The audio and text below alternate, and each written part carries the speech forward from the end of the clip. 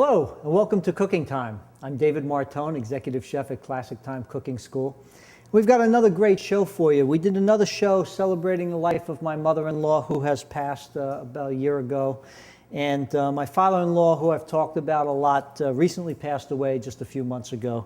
So I'm going to do some fun dishes that are inspired by him, dishes he used to do with the kids, and just some fun cooking. So we're going to make a hunter stew, Polish Bigos. We're going to make, he called it Mozzarella garanzel, actually Mozzarella and Carozza, a kind of a deep-fried mozzarella sandwich. And something my kids always loved that he did with them called putbacks, stuffed baked potatoes. So come on back and watch. We'll have a good show and reminisce about some good times with my good buddy, Chet.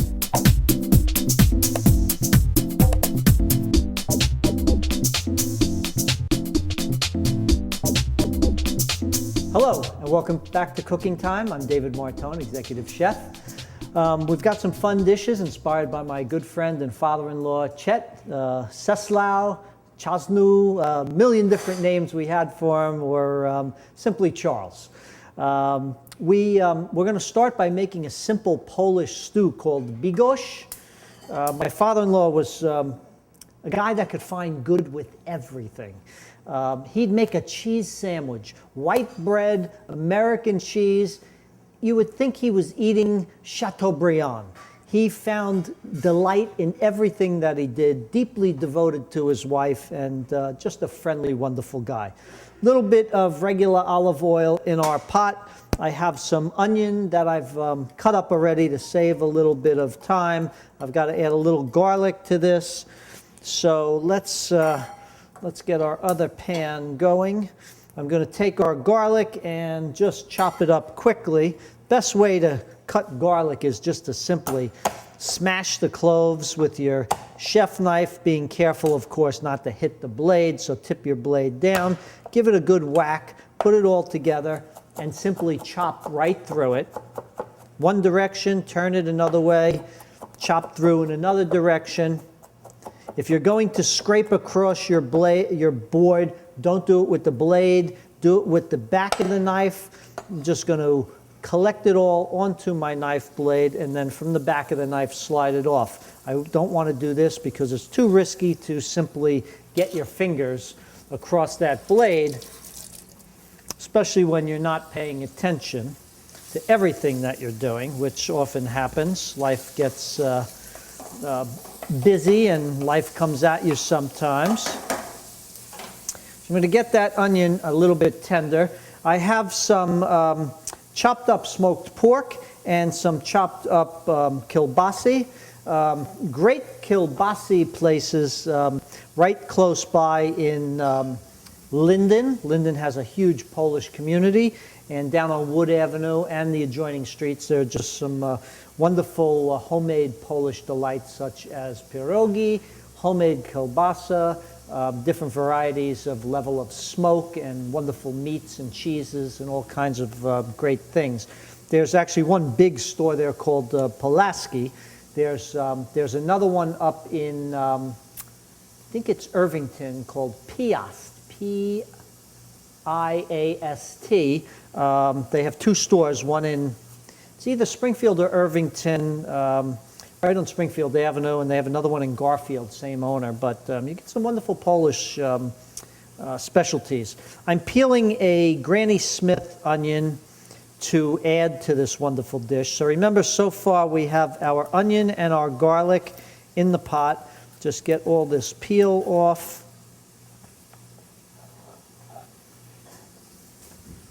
Slice it in half. Slice it in a quarter. Cut the ends off and wedge out the little, that's the piece we want. This is the part with the seeds that we don't want. We'll shove this, remember, back of the knife to scrape. I'm going to give our onion a little stir again. Oh, we almost lost a piece. Bigos. Used to be another good Polish restaurant. I'm not even sure if it's still there. We went a couple times with my father-in-law. If it was Linden or Elizabeth, it was called Big Stashes. And that was the first time I had Bigos. And ever since then, I can't get enough of it. It's just a wonderful dish with a sauerkraut base and some wonderful smoked meats in it, and just a very hearty dish, as are many of these rustic dishes that they call hunter style. In France, they make a chicken dish called poulet sauté chasseur. In America, we make an Italian type of a dish called chicken cacciatore. So we're just going to coarsely chop up this apple. Lost a little piece here. We'll just get that back. This actually sweetens it up. So perfect balance with the sauerkraut.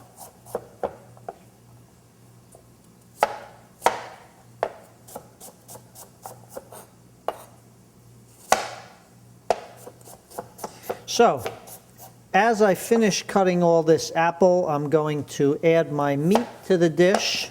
Now that the onion is getting tender, let's do a quick cleanup with our scraps.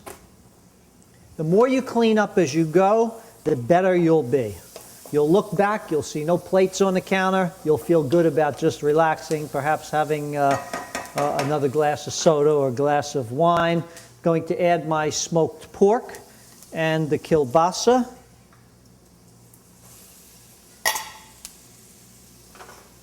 And get that starting. Now, these meats are already smoked and cured, so it's not that we're cooking them as much as allowing them to release some of their wonderful flavor. Add our apple.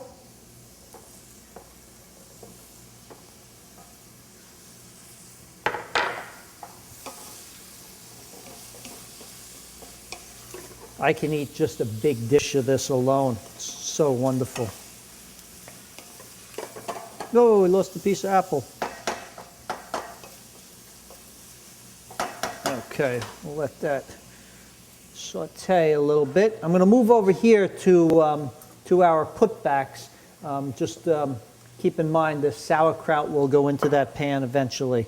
So, we've baked a few potatoes. I've actually taken one and sliced it in half. So with a serrated knife, which helps me glide through the skin, especially if that skin has gotten a little bit crisp on the outside, which it sometimes does, we open these up, and now we're going to put our potato, which we're going to try and scoop out gently without tearing into the skin. So, you know, you may have a tear, but don't worry, you can always just work around it. So dig down. See, I'm just getting to the bottom of the skin, so I know that I don't want to take too much more out. My kids used to love to do this with my father-in-law. And he was the most patient man with kids. He lived for his grandchildren. He had 3 grandchildren, my son Andrew, my daughter Cara, and my brother-in-law Lou and his wife Madeline's daughter Francesca. And they're all like, you know, a year or 2 apart. Actually, my kids are 3 years apart, and Francesca's a year younger than my daughter. And they're thick as thieves. Thick as thieves. So, of course, my son was the firstborn, and I'll keep giving this a stir every now and again. So my son was the first grandchild on both sides of the family. So you know the old saying about the firstborn Italian son, he's the prince. Well, then along comes my daughter, the first girl, so she becomes the princess. But then, not to get knocked out of the box, but the firstborn son of my in-laws, Chet and Jean, Louis, their son, has his first child, Francesca. So, you know, she immediately gets elevated to very high status. So they all kind of learn to share equally in this this high status, this high rating of all being the favorite, of course. each one individually are considered to be the favorite and the prize. So this is coming along nicely. So I have our 4 potatoes. Let's see if I could fit them all in here nicely. And what we're going to do is to put a little bit of butter in with this. A little bit of salt and pepper. We're using unsalted butter.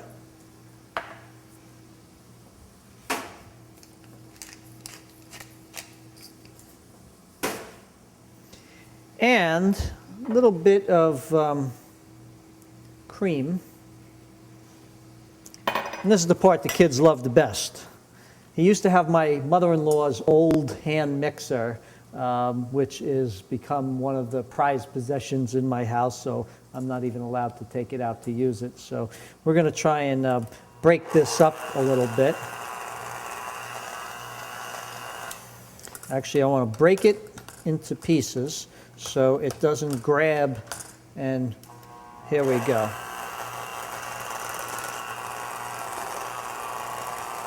Pat, could I have a little bit of milk there from the fridge? Just pull the whole container out for me. So we get this starting to cream up. Thank you.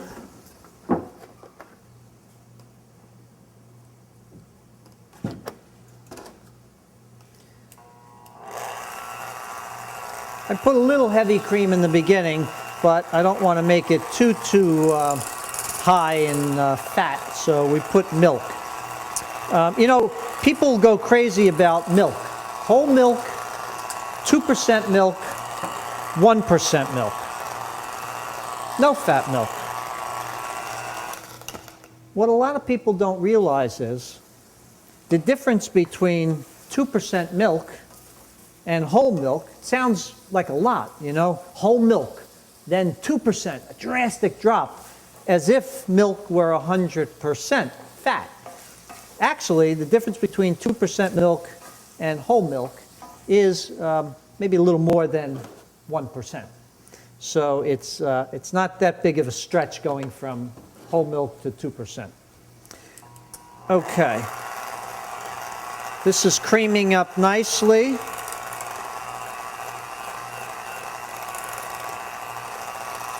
And he would always let the kids do the grinding up. Actually, when I grew up, my grandmother had not an electric one. She had one that was actually hand crank. Oh, my whole thing just exploded. She had a hand crank version. And I still have it to this day. It's, again, one of my prized possessions. Jumping back to the Bigos, we're adding in our sauerkraut. Juice and all. Give this a big stir. Not a motorboat stir, but kind of a, you know, blend from the outside to the middle.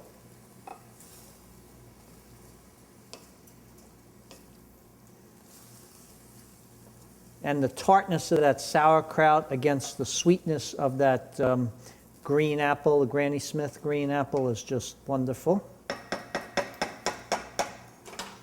Okay, so to our putbacks, we're going to add some cheddar cheese.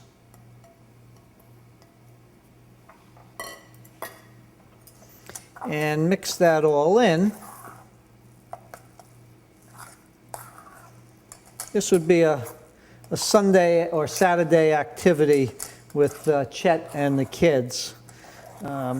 He and my mother-in-law would always come out to our house either a Saturday or a Sunday, especially if I were working, and just enjoy the day with the kids. And now we're going to simply fill these potatoes. So we took everything out, now we're putting it back. So that's the name putbacks. You see them in restaurants called double stuffed, triple stuffed, but we know them as putbacks, Dziagi's putbacks.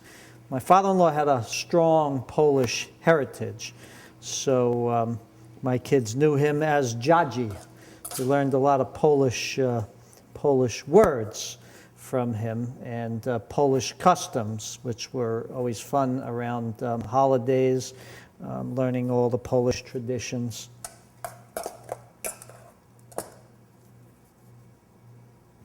These are delicious. And you can eat one of these just as an entire meal. I mean, this probably weighs a half a pound after I'm done with it. Just get every last drop of this out. Put a little bit there, and a little bit here.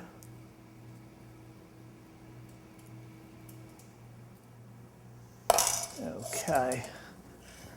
Rinse my hands a bit, and we're going to go to work on Mozzarella Garanzel, which Mozzarella in Carozza, Mozzarella in a Carriage. Put our putbacks back in. You can sprinkle a little bit of paprika to kind of dress it up a bit.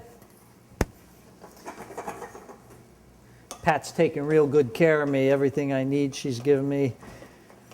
She's taking everything I don't need. I even put Kevin, our close-up photographer, to work. Kevin's taking some nice close-ups of everything we do. And Ruben's keeping me in line with the time.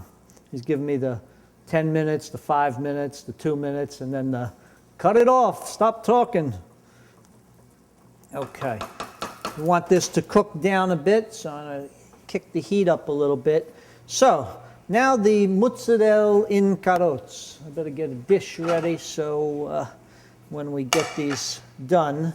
We have some egg that we've whisked up, and some pieces of mozzarella and our slices of bread. So the first thing I want to do is to take our mozzarella and to cut a couple of slices.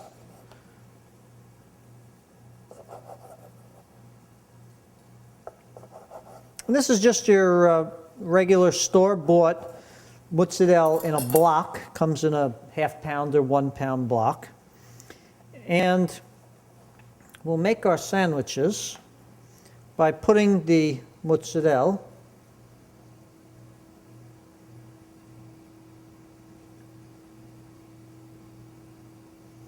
just like this.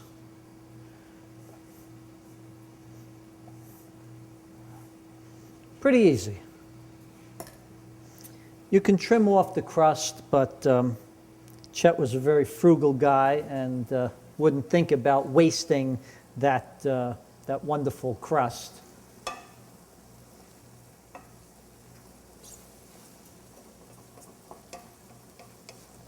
Okay, Bigos looking wonderful. Putbacks in the oven.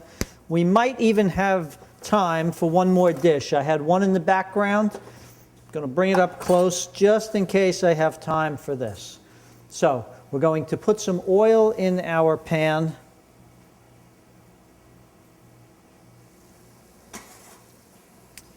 And Pat, could I have a spatula, kind of a fatter one? So I'm going to put that there, and I need to, thank you.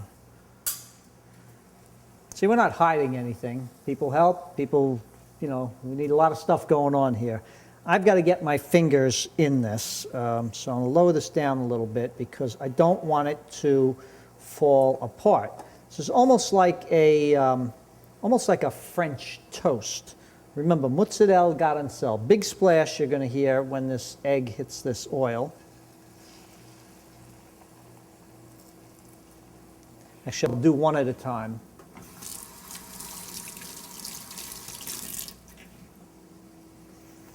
Again, my kids would sit and watch this.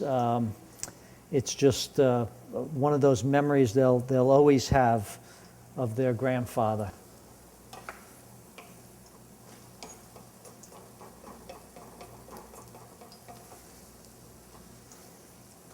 Bigos cooking nicely. Not sure if I'm going to have time for that other recipe, but if not, you know what, I'm going to just have to have another show devoted to my good friend and father-in-law, Chet. So the mozzarella garanzell really is like a mozzarella stick, this big square. Because if you slice it across, once it's done, it'll be similar to mozzarella sticks. And in fact, I actually have a little bit of homemade marinara sauce that I plan on serving with this, which you can serve hot, warm, or cold.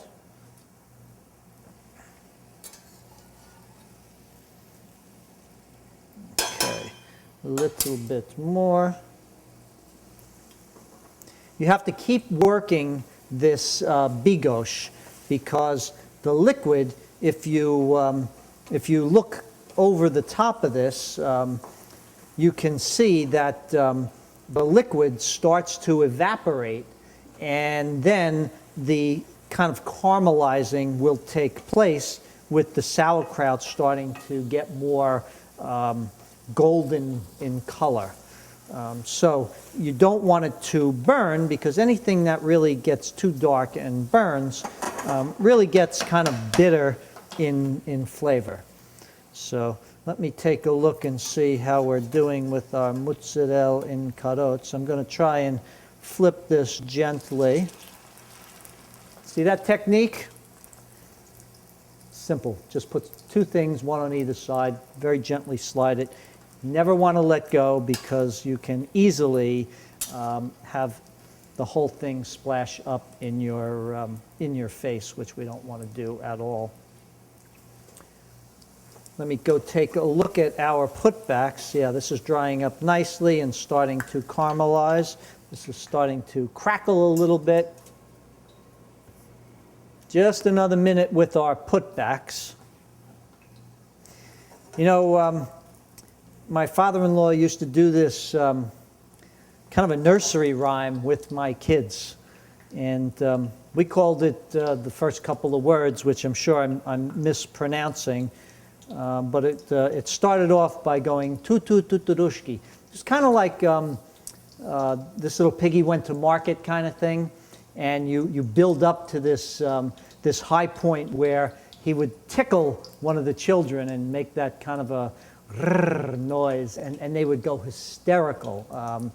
So after he passed away, I was thinking a lot about it. Here's one done. Now I'll get my other one in. And I actually, I lost a piece of mozzarella in the Carozza. I actually found the translation of it online, because the whole thing was in Polish. And for Christmas, let me get this in, another big splash.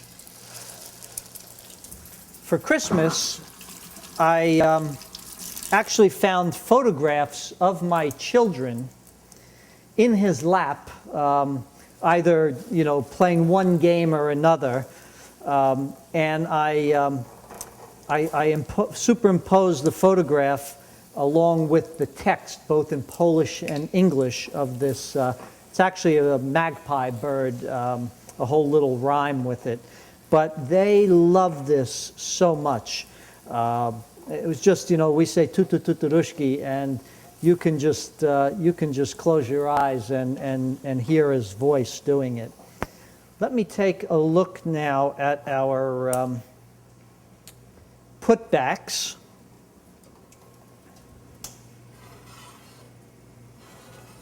One more minute for the putbacks.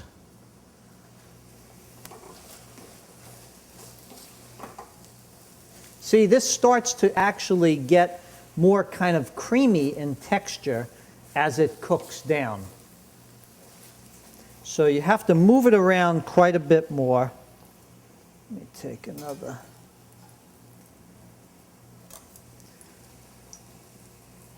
We'll see if we can get this one over. Beautiful. It's all working smooth. Chet must be watching over me. This would be a king's feast for him. He loved food.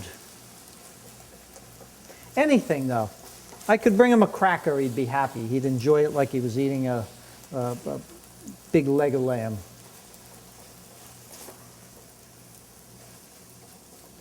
And you know, the smoked meats like this are generally the cheaper cuts. So they're very economical. And sauerkraut, of course, is a staple that's been made for years and years, a method of preserving food and keeping it longer. So when you combine the economical cuts of meat with the preserved, pickled, salted vegetable of the cabbage, it becomes a dish that's very sustainable. Let's take another look at this. Wonderful, wonderful, wonderful.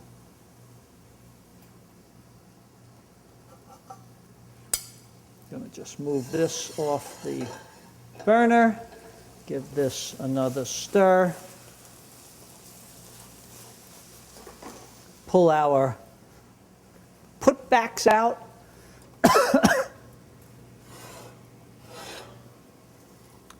Shut my oven off.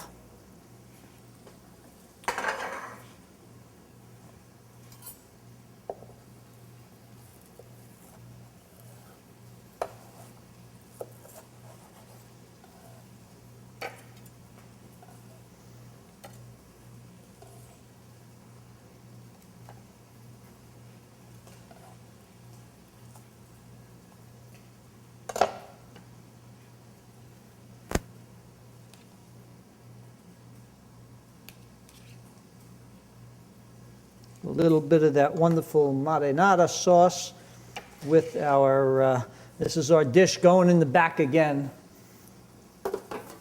Just not going to have time for it, but you know what? Gives me inspiration for another show.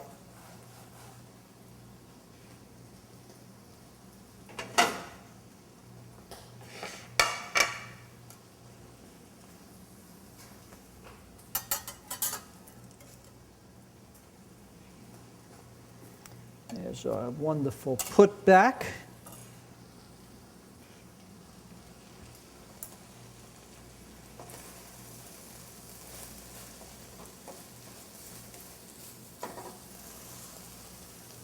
And our wonderful Bigos.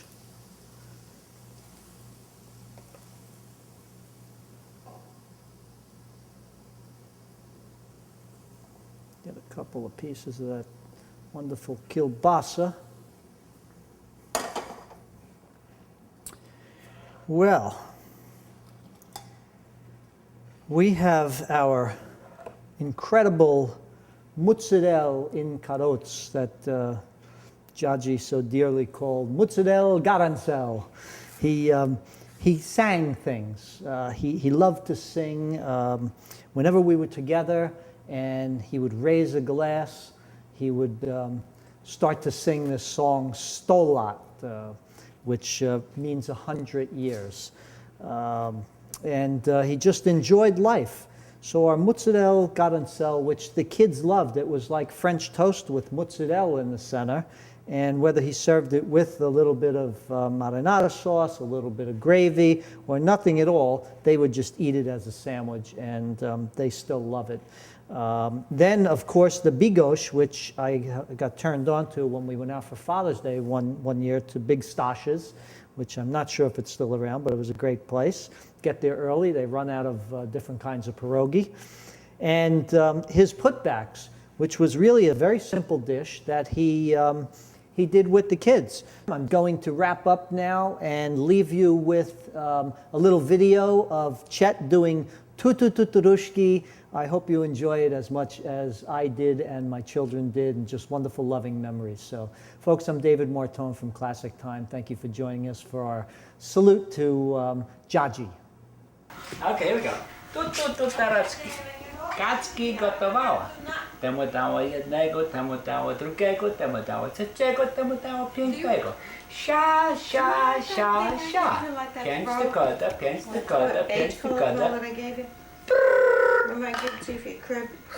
I had it Oh, here. yeah. One more time. That's wool. Don't- Put that on more. don't- Well, don't no like more. yeah, that's good too. Yeah, but either one of them.